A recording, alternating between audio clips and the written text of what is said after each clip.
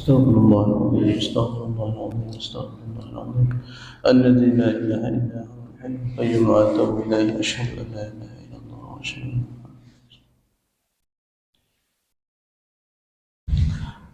السلام عليكم ورحمة الله وبركاته. إلى حضرة النبي المصطفى رسول الله محمد بن عبد الله وعلى آله وصحبه وموالاه ثم الصحابة والقرابة والتابعين والتابعين جميع أولياء والشهداء والصالحين ثم إلى جميع المؤمنين والمؤمنات والمسلمين والمسلمات خصوصا إلى روح أبي زكريا يحيى بن شرف النووي رحمه الله أن الله تغشه بالرحمة والمغفرة ويعلي درجتهم في الجنة وينفعنا بأسرارهم وأنوارهم وعلومهم ونفحاتهم في الدين والدنيا والآخرة. وإلى حضرة النبي محمد صلى الله عليه وسلم الفاتحة. أعوذ بالله من الشيطان الرجيم. بسم الله الرحمن الرحيم. الحمد لله رب العالمين الرحمن الرحيم مالك يوم الدين إياك نعبد وإياك نستعين اهدنا الصراط المستقيم صراط الذين أنعمت عليهم غير المغضوب عليهم ولا الضالين آمين. أعوذ بالله من الشيطان الرجيم. بسم الله الرحمن الرحيم. الحمد لله رب العالمين وبه نستعين على أمور الدنيا والدين والصلاة والسلام على أشرف الأنبياء والمرسلين حبيب رب العالمين سيدنا ومولانا محمد وعلى آله وصحبه أجمعين. رب اشرح لي صدري ويسر لي أمري واحلل عقدة من لساني يفقهوا قولي. أما بعد. Bapak-bapak, ibu-ibu, hadirin wal hadirat, adik-adik sekalian, jamaah salat subuh Masjid Babus Salam Jalan Imam Yamin Samarinda, para pemirsa dimanapun berada, rahimakumullah. Pertama-tama marilah kita ucapkan, kita panjatkan rasa syukur kita kehadirat Allah Subhanahu wa Ta'ala atas segala curahan rahmat nikmat dari Allah Subhanahu wa Ta'ala, sehingga sampai detik ini kita masih diberikan nikmat kesehatan, taufik dan hidayah, dapat berkumpul bersama-sama, bersilaturahmi, melaksanakan salat subuh berjamaah, dan kita lanjutkan dengan kita mempelajari ilmu agama Islam. Mari kita bersyukur kepada Allah Subhanahu wa Ta'ala. Mari kita memuji Allah Subhanahu wa Ta'ala dengan mengucapkan alhamdulillah. Alhamdulillah, asyukru lillah, alhamdulillah, asyukru lillah, azka salatin wa salamin bi rasulillah, azka salatin wa salamin bi rasulillah, alhamdulillah, asyukru lillah, alhamdulillah, asyukru lillah, azka salatin wa salamin bi rasulillah, azka salatin wa salamin bi rasulillah.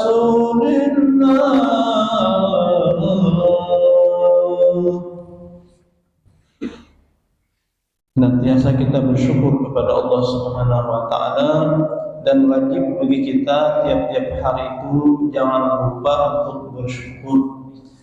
Tiap hari kita jangan lupa untuk bahagia. Apapun yang kita alami, apapun yang kita rasakan, jangan lupa hari-hari itu kita untuk selalu bahagia, untuk selalu bersyukur kepada Allah Subhanahu wa Ta'ala. Karena dunia ini sifatnya adalah sementara. Dunia ini sifatnya semu. Dunia ini adalah khayali, cuma khayalan saja. Walaupun di dunia ini ada orang yang menderita, orang yang sakit, itu cuma khayali saja. Yang betul-betul sakit itu adalah di akhirat nanti. Kalau ada orang kaya di dunia ini, itu orang kaya itu hanya khayali, khayalan saja kaya itu. Kaya yang sebenarnya adalah di surga nanti. Jadi bagaimanapun sakitnya orang di dunia ini itu hanya khayali saja, sementara saja. Yang bujur-bujur sakit, yang bujur-bujur menderita itu nanti di neraka nanti. Demikian juga bahagia di dunia ini, senang itu hanya sementara, itu hanya khayali saja. Betul-betul senang itu nanti di alam kubur. Kalau di alam kubur kita senang, berarti itu sebenar-benar senang sudah. Yang betul-betul senang itu nanti ketika kita berada di alam surga Allah Subhanahu wa taala. Mudah-mudahan kita sebarataan masuk surga bi ghairi hisab, amin ya rabbal alamin. Selanjutnya mari kita juga wajib untuk berterima kasih kepada Rasulullah sallallahu alaihi wasallam karena banyak sekali jasa-jasa Nabi Muhammad sallallahu alaihi wasallam, banyak sekali pengorbanan Nabi Muhammad sallallahu alaihi wasallam kepada kita sebagai umat Rasulullah sallallahu alaihi wasallam. Oleh karena itu, jangan lupa kita untuk senantiasa mendoakan kepada Nabi Muhammad sallallahu alaihi wasallam. Cara mendoakannya dengan bersalawat kepada baginda Rasulullah sallallahu alaihi wasallam. Mari kita memuji Rasulullah, mari kita bersalawat kepada Nabi Muhammad sallallahu alaihi wasallam. Sallallahu ala Muhammad, sallallahu alaihi wasallam, sallallahu ala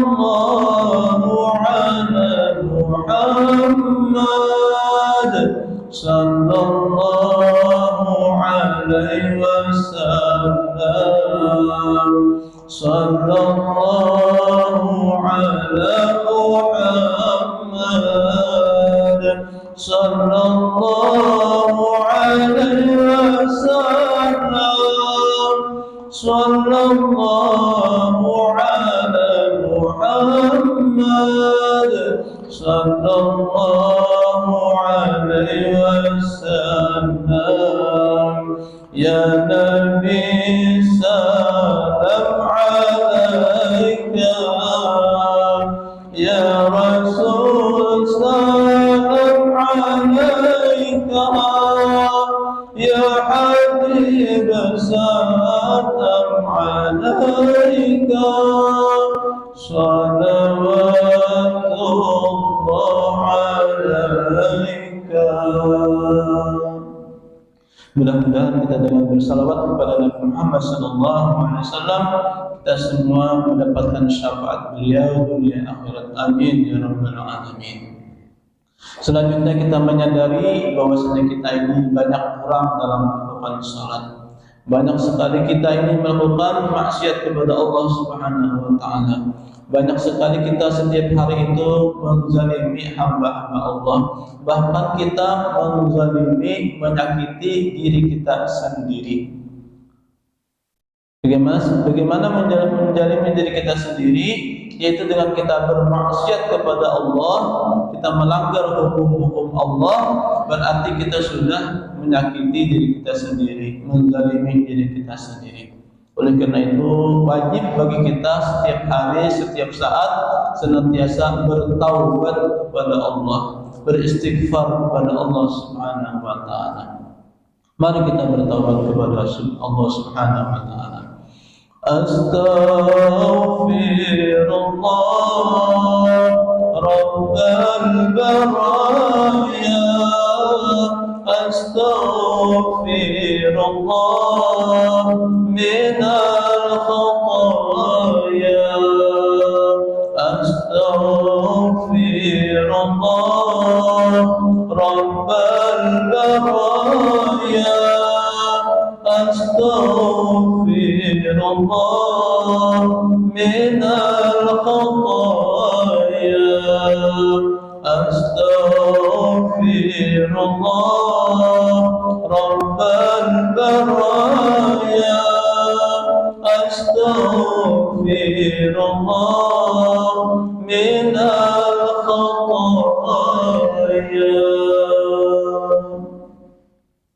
Hadirin wal hadirat rahimakumullah, kita dianjurkan oleh Rasulullah SAW, hasibu qabla an tuhasabu. Artinya, periksa dirimu sebelum kamu nanti diperiksa di akhirat. Hitung dirimu sebelum kamu akan dihitung di akhirat nanti. Jadi nanti ada hari hisab. Setelah kita mati, ada hari hisab nanti, hari perhitungan. Jadi seluruh amalan kita itu mulai akhir balik itu di hadapan Allah Subhanahu wa taala akan dihitung satu persatu. Amalan yang pertama dihitung adalah ibadah sholat ini. Oleh karena itu, dalam hidup kita ini rajin-rajin kita untuk menghitung amalan-amalan kita menghisab diri kita dan kita laporkan kepada Allah Subhanahu wa taala. Tiap hari pagi kita hitung, nanti sore kita hitung lagi amalan kita waktu selama hidup ini. Akibatnya apa nanti? Akibatnya ialah ketika kita dihisab nanti, kita dihisab dengan hisaban yang mudah, dengan perhitungan yang mudah dari Allah Subhanahu wa taala. Dan amalan yang pertama akan dihisab di hadapan Allah di akhirat nanti ialah ibadah sholat ini. Jadi mari kita senantiasa sepanjang umur kita, selama hidup kita, senantiasa mengkoreksi, mengevaluasi tentang ibadah sholat kita ini. Karena ibadah sholat ini ibadah yang menentukan kita. Ibadah sholat ini ibadah yang pertama akan dinilai oleh Allah Subhanahu wa taala. Jadi adik-adik sekalian, nanti di akhirat itu setelah kita bangun dari kubur, bangkit dari kubur, yang pertama ditanya, yang pertama disidang ialah tentang ibadah sembahyang kita, ibadah sholat kita. Rukun salatnya berapa? Syarat sah salatnya sudah terpenuhi atau tidak? Kemudian rukun-rukun salatnya yang 13 itu apakah sudah dilakukan? Apakah sudah benar? Apakah sudah betul? Nah, itu akan ditanya satu persatu secara detail nanti di akhirat nanti. Jadi bagi kita yang belajar tentang ibadah salat ini, kita beruntung. Bagi kita yang mengevaluasi ibadah salat kita ini, kita akan mudah menjawab pertanyaan-pertanyaan di akhirat nanti. Bagaimana kita mempertanggungjawabkan ibadah salat kita ini. Jadi ibadah salat ini itu adalah merupakan ukuran daripada semua ibadah. Dan kita yakin bahwasanya dalam ibadah salat itu semua ibadah terangkum dalam ibadah salat. Jadi ibadah salat ini, haji ada dalam salat, zikir ada dalam ibadah salat, kemudian salawat ada termasuk dalam ibadah salat. Dalam ibadah salat itu ada kita bersedekah. Dalam kita melaksanakan ibadah salat itu ada kita berhaji. Jadi semua ibadah, semua syariat Islam itu terkandung di dalam satu ibadah namanya ibadah salat. Artinya apabila kita sudah melakukan satu ibadah salat, kita sudah mengerjakan, sudah mendirikan ibadah salat, berarti kita sudah mengamalkan, melakukan semua ibadah yang diperintahkan oleh Allah Subhanahu wa taala. Apabila kita melakukan ibadah salat subuh, ibadah salat subuh 2 rakaat, itu berarti kita sudah melakukan semua ibadah-ibadah yang diperintahkan oleh Allah Subhanahu wa taala. Kenapa? Karena di dalam ibadah salat ini ada sedekah di sana, ada haji di sana, ada baca Al-Qur'an di sana, ada salawat di sana. Contohnya, kita wajib bersalawat ketika kita dalam salat. Itu pada tahiyat akhir. Allahumma salli ala Sayyidina Muhammad wa ala ali Sayyidina Muhammad kama sallaita ala Sayyidina Ibrahim wa ala ali Sayyidina Ibrahim wa barik ala Sayyidina Muhammad wa ala ali Sayyidina Muhammad wa barik ala Sayyidina Ibrahim wa ala ali Sayyidina Ibrahim fil alamin innaka Hamidum Majid. Itu salawat dalam salat. Kemudian dalam salawat ada tasbih lagi. Subhanallah, subhana rabbil azim wa bihamdihi, subhana rabbil azim wa bihamdihi, subhana rabbil a'la wa bihamdihi, subhana rabbil a'la wa bihamdihi. Di dalam salat ada doa Rabbighfirli warhamni wajburni warfa'ni warzuqni wahdini wa'afini wa'fa'ni. Di dalam salat ada puasa. Di dalam salat itu ada melakukan ibadah puasa. Kenapa?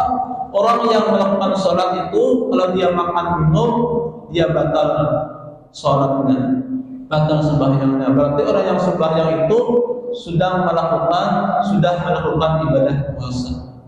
Jadi semua ibadah-ibadah yang disyariatkan Allah Subhanahu wa taala itu terangkum dalam satu ibadah yang namanya ibadah salat ini. Makanya ujar Nabi sallallahu alaihi wasallam, barang siapa yang pertama-tama akan dihitung di hari kiamat nanti, di akhirat nanti adalah ibadah salat. Apabila salatnya itu bagus, salatnya itu diterima, salatnya itu sah, maka semua ibadah-ibadah yang lain akan sah, akan diterima oleh Allah Subhanahu wa taala, akan diberikan pahala oleh Allah Subhanahu wa taala. Sebaliknya, apabila ibadah salat orang itu rusak, ibadah salatnya dinyatakan tidak sah, rukun dan syarat-syaratnya tidak mencukupi, maka semua ibadahnya, hajinya, sedekahnya, ibadah zikirnya, tahlilnya, semuanya ditolak oleh Allah Subhanahu wa taala. Jadi penting ibadah salat ini. Makanya kita belajar ibadah salat ini bukan hanya sekarang, tapi sampai mati terus kita koreksi ibadah salat kita ini, terus kita perbaiki ibadah salat kita ini, terus kita betuli ibadah salat kita ini. Karena ibadah salat ini menentukan ibadah kita yang lain-lainnya. Jadi sebelum dihitung bagaimana hajinya, bagaimana sedekahnya, bagaimana yang lain-lainnya, yang pertama dihitung dulu ialah ibadah salat. Intinya ialah ibadah salat ini menentukan nasib kita di akhirat nanti. Apakah nasib kita itu beruntung di akhirat nanti? Tergantung ibadah salat kita waktu di dunia. Apakah kita termasuk ahli surga? Tergantung ibadah salat kita yang kita lakukan selama ini. Apakah kita itu termasuk orang yang merugi? Tergantung ibadah kita salat waktu hidup di dunia ini. Jadi ibadah salat ini luar biasa. Ibadah yang paling mulia, ibadah yang sangat luar biasa ibadah salat ini. Jadi nasib kita di akhirat nanti, nasib kita di kubur nanti, nasib kita di padang mahsyar nanti, nasib kita di titian siratal mustaqim nanti tergantung bagaimana ibadah salat kita. Kalau salatnya sembarangan aja, salatnya malas, itu akan menyesal nanti di akhirat, akan disiksa di akhirat nanti. Semua ibadahnya ditolak oleh Allah Subhanahu wa taala. Kalau salatnya santai aja, salatnya tidak bersemangat, salatnya tidak khusyuk, maka di akhirat nanti dia akan menyesal, akan menderita, terus menderita yang berkepanjangan. Bagi orang yang salatnya baik, orang yang salatnya sudah rukunnya, wajib-wajibnya sudah dikerjakan, maka orang itu akan diterima semua amalannya, akan bahagia. Jadi intinya adalah ibadah salat itu ibadah yang menentukan nasib kita di akhirat nanti. Nah, pelajaran kita sampai sudah kepada rukun salat. Jadi rukun salat yang pertama niat, yang kedua takbiratul ihram. Rukun salat itu ada 13 rukun: niat, kemudian takbiratul ihram, kemudian berdiri bagi yang mampu. Itu rukun salat, wajib salat. Jadi wajib salat itu berniat dalam hati sambil takbiratul ihram, Allahu Akbar. Nah, dalam takbiratul ihram sudah kita jelaskan minggu kemarin, banyak orang yang salah ketika takbiratul ihram. Jadi ada 20 20 macam kesalahan yang dilakukan oleh orang yang sholat ketika takbiratul ihram. Di antaranya ucapan Allahu Akbar itu tidak terdengar oleh telinga sendiri, itu tidak sah takbiratul ihramnya. Kemudian bagi orang yang mampu berdiri, dia takbiratul ihramnya berduduk, itu tidak sah. Nah, kemudian ada 20 macam takbiratul ihram yang salah. Kemudian berdiri bagi yang mampu, bagi salat fardu, dan sunat bagi yang salat sunat. Cara salat bagi yang berdiri yang tidak mampu itu berdiri. Cara salat bagi orang yang tidak mampu berdiri, diusahakan yang pertama dulu berdiri dengan membungkuk, kemudian berdiri dengan kedua lutut, kemudian duduk iftirash, dan kemudian berbaring. Hadirin dan hadirat rahimakumullah. Jadi bagi orang yang tidak mampu salatnya itu berdiri, bagi orang yang tidak mampu salatnya berdiri, itu jangan langsung duduk dia. Itu sudah saya tidak mampu salat berdiri, saya harus salat duduk langsung. Tidak seperti itu. Urutannya harus urut dulu. Aku tidak mampu salat berdiri, tapi aku bisa salat sambil membungkuk. Itu dulu membungkuk dulu. Bisa seperti ini, sakit pinggang namanya. Jadi salatnya seperti ini. Nah. Kemudian berdiri tidak mampu, membungkuk tidak mampu. Nah, baru dia salatnya duduk. Baru duduk. Jangan langsung duduk, tidak mampu berdiri langsung duduk, itu melampaui dua tahapan. Nah, kalau sudah duduk tidak mampu, baru dia berbaring salatnya. Jadi tidak boleh orang yang tidak mampu berdiri langsung berbaring, tidak boleh. Harus urutannya dulu, berdiri, kemudian berdiri betul tidak mampu, berdiri membungkuk, kemudian seperti ini berdiri dengan lutut, seperti ini, baru dia duduk iftirash. Jadi urutannya seperti ini. Salat itu wajib berdiri betul, berdiri tegak. Tidak mampu dia berdiri tegak, usahakan dia membungkuk sedikit. Sakit juga, tidak mampu juga, usahakan berdiri dengan kedua lututnya. Tidak mampu juga seperti ini, baru duduk iftirash seperti ini. Duduk seperti ini. Tidak mampu juga seperti ini, baru berbaring. Nah, berbaring, tampung sini. Nah, jadi itu urutannya. Harus tahu itu. Jangan langsung umpamanya seperti ini mampu sholat, langsung berduduk sholatnya, sholat fardunya duduk. Itu tidak boleh. Harus ikuti tahapannya dulu, urutannya dulu. Tidak mampu berdiri betul, berdiri tegak, wajib dia membungkuk. Tidak nomor satu berdiri tidak mampu, baru membungkuk, kemudian berdiri dengan dua lutut, kemudian berdiri dengan duduk iftirash, baru berbaring. Itu tahapannya, urutannya orang yang sakit, orang yang tidak mampu berdiri dengan tegak. Jangan ikut-ikutan. Banyak aku sakit punya. Di masjid banyak kursi kan banyak disediakan. Akhirnya dia merasa sakit, langsung salatnya ambil kursi duduk, salat berduduk. Nah, itu melangkahi yang lain. Urutannya harus sesuai dulu. Jadi tidak ada alasan bagi orang yang sakit selama akalnya masih sehat itu untuk meninggalkan salat. Untuk meninggalkan salat. Wajib ibadah salat itu.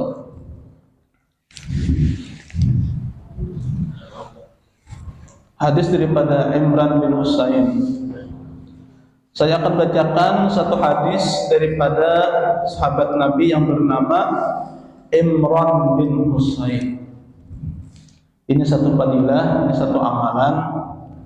Bapak Ibu sekalian, apabila kita di dalam majlis, di dalam pengajian dimanapun, umpamanya kita ada majelis taklim di manakah, ada pengajian di manakah, ketika seorang guru, seorang ustadz membacakan satu hadis, hadisnya itu yang diriwayatkan oleh sahabat Nabi yang bernama Imran bin Husain.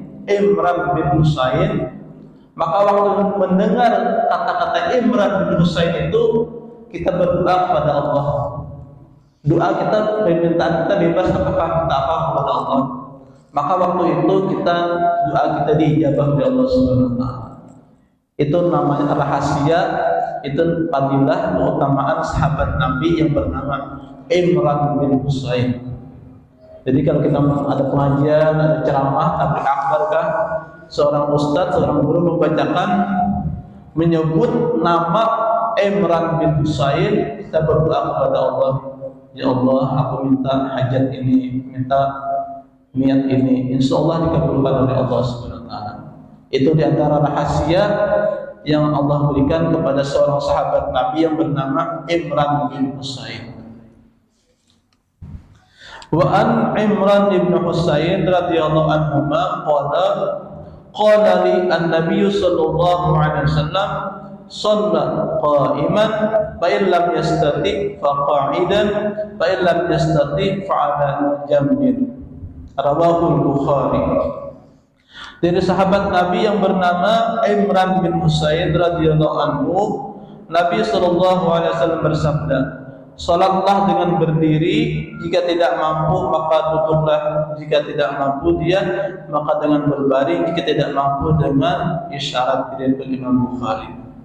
Nah, jadi kalau pada mampu berbaring, itu yang terakhir dengan isyarat, atau berbaring terlentang dengan isyarat sedikit memingin kepala sedikit. Nah, banyak berbaring sudah sekarat orang ini, tapi akalnya masih berbaring. Isyaratnya dengan isyarat, kalau berdiri seperti ini sudah berbaring. Nanti kalau rukuk, sujud turun sedikit. Nah, jadi salatnya dengan menggerakkan kepalanya. Saking wajibnya ibadah salat itu. Sampai orang sudah tidak bisa bergerak lagi, wajib untuk melakukan ibadah salat. Atau dengan isyarat kedua matanya. Hadirin sekalian rahimakumullah. Berdiri tidak mampu, berduduk tidak mampu, berbaring tidak mampu, semua tidak mampu sudah.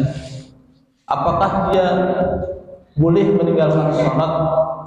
Tetap tidak boleh. Tetap orang itu dituntut untuk melaksanakan ibadah salat, walaupun dengan gerakan mata, kelopak mata. Bagaimana salat dengan mata? Ini sudah sakit, seluruh badan sudah sakit. Jadi salatnya dengan mata, isyarat dengan mata. Umpamanya ketika takbiratul ihram, Allahu Akbar. Kemudian rukuknya turunkan sedikit, Allahu Akbar. Kemudian sujudnya turunkan, Allahu Akbar, Allahu Akbar. Jadi melaksanakan salat dengan isyarat kelopak mata. Sampai seperti itu dengan salatnya dengan mata aja lagi, menggerakkan leher sudah tidak bisa lagi, berbaring sudah tidak bisa bergerak lagi, apalagi berdiri. Tetap dituntut oleh Allah untuk melakukan ibadah salat, walaupun dengan kelopak mata, dengan matanya dia salat. Saking pentingnya ibadah salat ini. Oleh karena itu harus tahu kita tata cara melaksanakan ibadah salat ini. Jadi rukun yang kedua, rukun yang ketiga berdiri bagi yang mampu. Kalau tidak mampu dengan membungkuk, kemudian kalau tidak mampu juga dengan kedua lututnya, kemudian duduk iktiras, yang keempat berbaring, yang kelima berbaring telentang dengan meninggikan sedikit kepalanya dengan isyarat kedua matanya. Hanya Ustaz. Iya. Kalau sudah tidak mampu, terakhir dengan isyarat. Kalau kita tayamum itu bagaimana? Tayamumnya itu dua macam. Tayamum seperti ini. Tayamum ada dua versi tayamum ini. Ini umpamanya tanah kan, tanah tayamum. Jadi kita tayamum tanah di sini, kita tapak ke sini, tak, baru kita berniat begitu, berniat sengaja aku bertayamum untuk membolehkan sholat sekali.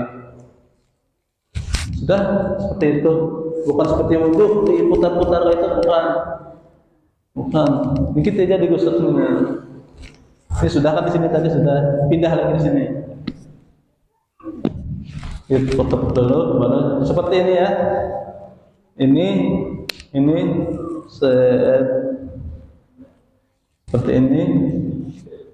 Sudah kanan, kiri lagi. Sudah selesai. Baru sholat kita boleh sudah sholatnya. Itu yang pertama. Yang kedua, tayamum itu boleh sampai di sini.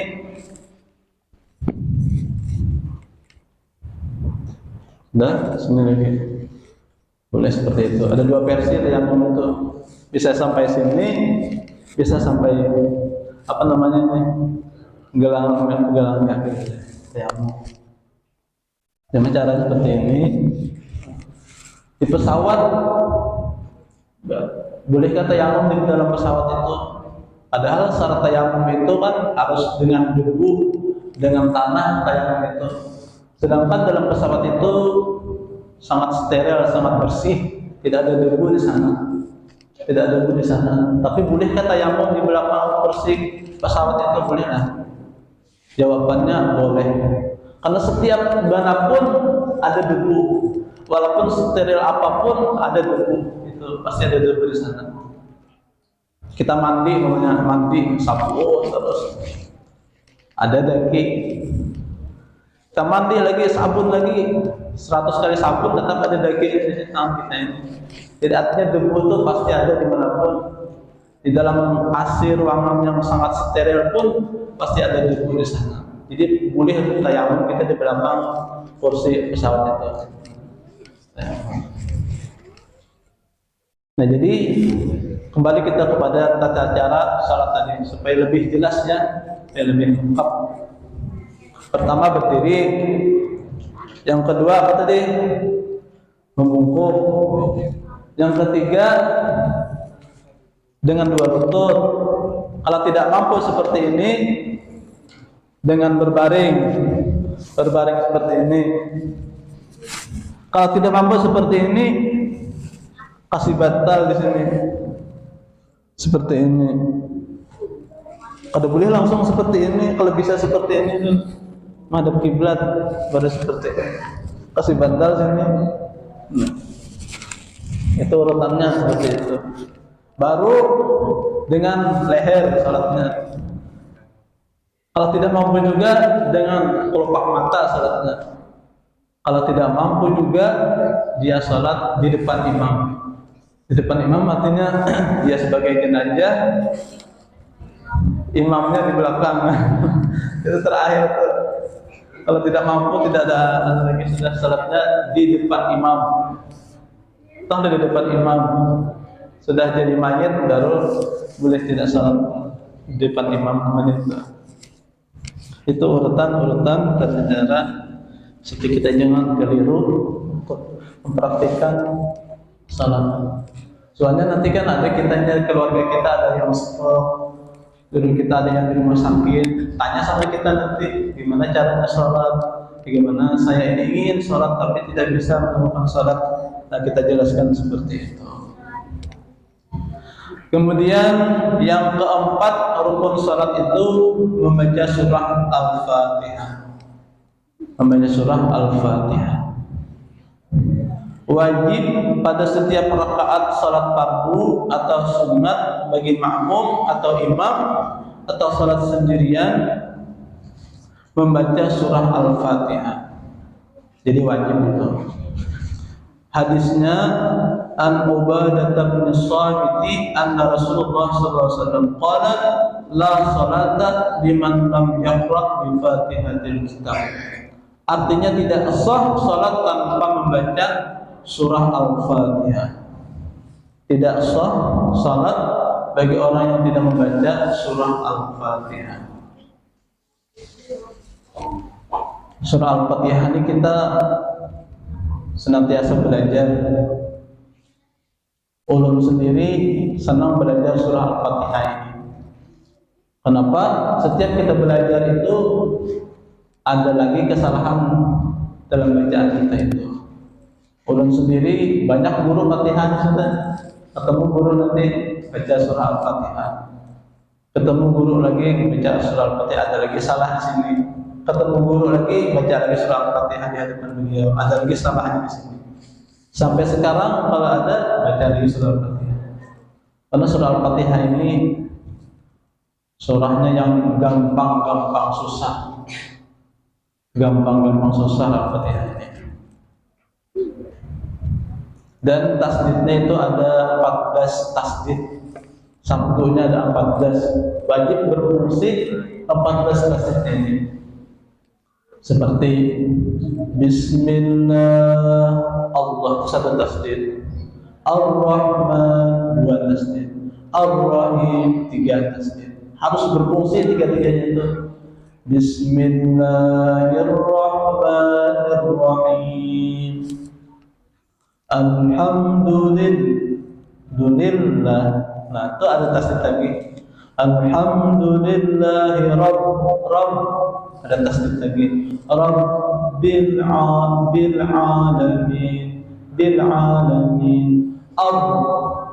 Tasdid lagi. Ar-Rahmanir. Tasdid lagi. Nirrahim. Maliki yaumiddin. Ada tasdid lagi. Middin.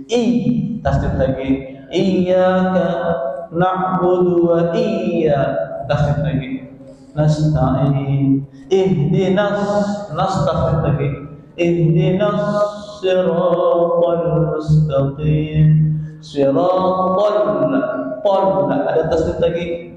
Siratal ladzina an'amta 'alaihim ghairil maghdubi 'alaihim tasdid lagi. Tasdid lagi.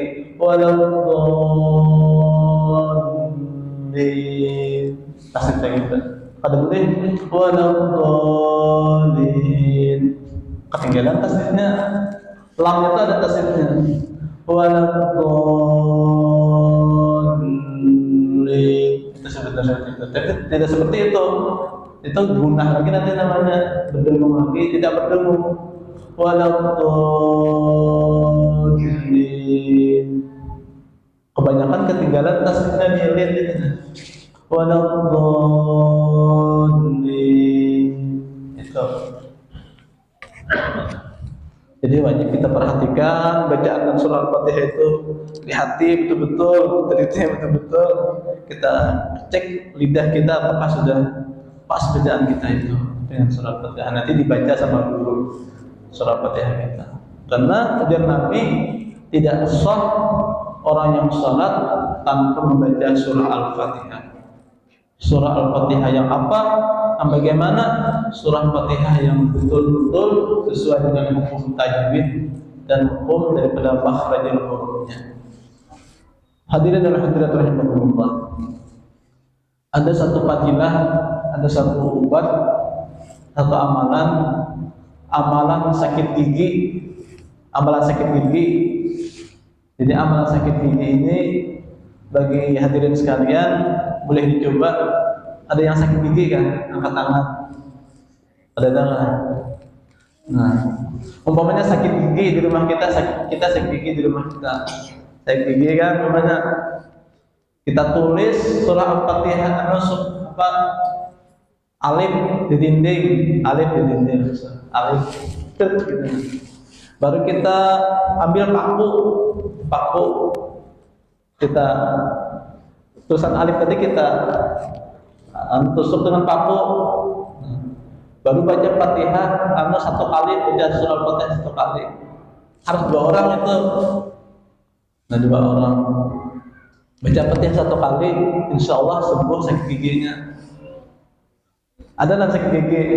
Coba dulu. Ada.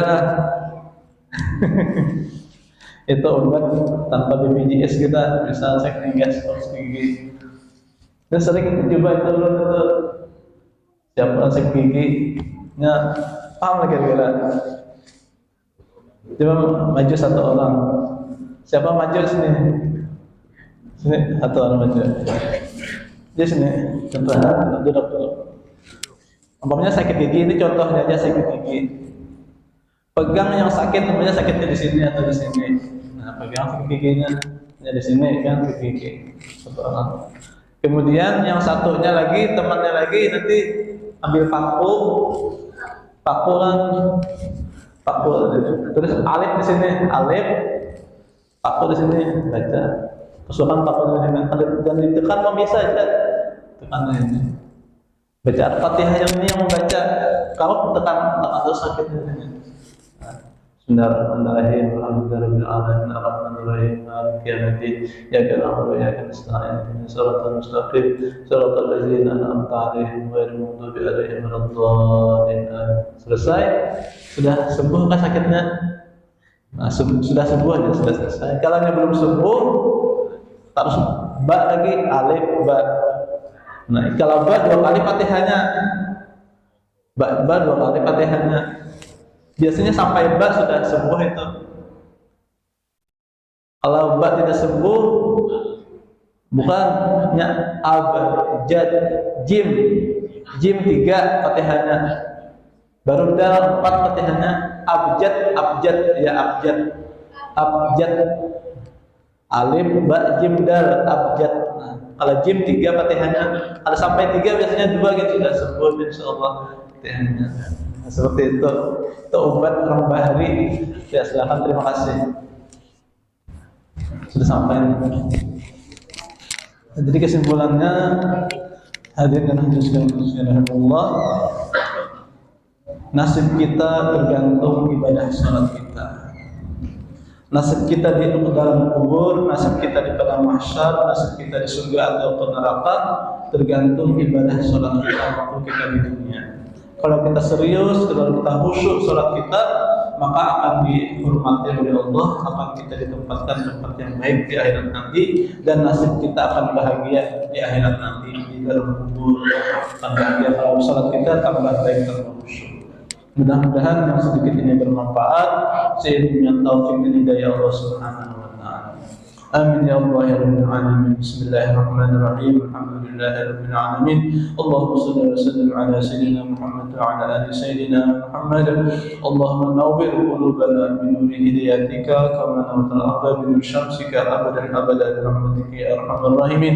Rabbana taqabbal minna innaka antas samiul alim wa tub alaina innaka antat tawwabur rahim. Rabbana atina fid dunya hasanah wa fil akhirati hasanah wa qina adzabannar. Wa sallallahu ala sayyidina Muhammad وسلم. الحمد لله رب العالمين. تقبل الله منكم.